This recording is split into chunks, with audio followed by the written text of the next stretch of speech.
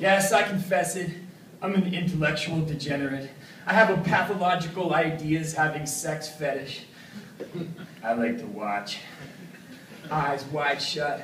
I know it's awful, because I'm a Darwin apostle. I know I'm a known proponent of Charles and his followers, a disseminator of the biological gospel, and yet here I am, confessing like a guest on a talk show in the midst of this business school cum brothel. I blame Matt Ridley for that tricky biological, cultural, metaphorical equivalency. Journalism has never been approached so promiscuously, taking tangentially related ideas and linking them up. Now I can't think of commerce without thinking of smut. So let's do this. Pour some drink in a cup and let's call this an orgy, because all the speakers are sluts. I mean, Pete Richardson's into cultural group action with biased transmission of best practices, even if some of it's random in genes, changing slower than the erosion of sand, and institutional changes so slow that you can't plan it, so we're stuck in some bad habits. But one business school at least is ready to stand up to receive wisdom and inject some sex into a sleepy system. I came seeking answers, and I ended up splattered in horizontal meme transfer.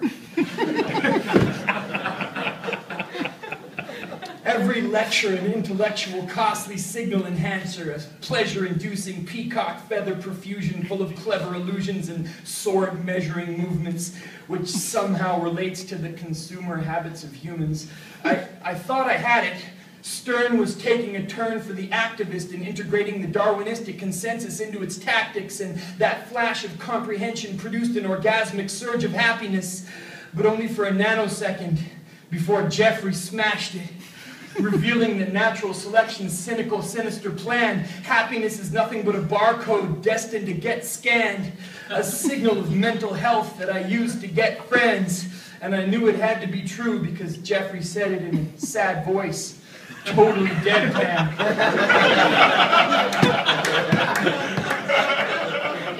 And that left the audience cold with no real options.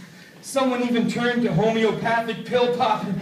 And after that, what's the point when every recent development just intensifies the competition for wealth obscene, when we're all envisioning as a field of dreams and all we can act like is an amalgamation of selfish genes, so helpless it seems. What we need is an exodus of rebellious business owners to pack their bags and follow Paul Romer. Start a utopian city in Ethiopia and make it pro-social by doing a lot of homework. We'll staff the government with nothing but wise managers and build a perfect society like Canada. A population of happy farmers and forest workers and dog owners with no subliminal aggression below the surface. Deserters can go and join the circus, or if they return and their sins are repented, only a lecture on business ethics by Herbert Gintis will earn re-entry. Or else we send them back home to New England coast, to a place that still lacks an economic Hippocratic oath, a dystopia governed by survival of the fittest. But maybe today is the arrival of revision. We can change the evolution and rebrand it and emphasize that it's even-handed, and we can look at that side of it, and maybe people one day will actually want to befriend it. Not survival of the fittest. Let's take it back to Matt Ridley. It's really proliferation of the jiggiest, reproduction of the most promiscuous. And today has been exceptional. 10 incredible speakers with brains bigger than chimp testicles.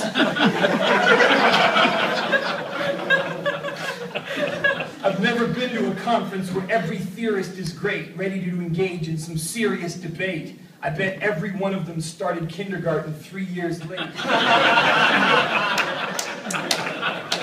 Far from commonplace. This is one competition that is not an arms race. Let the gods be thanked. That means we're safe from the wrath of Bob Frank.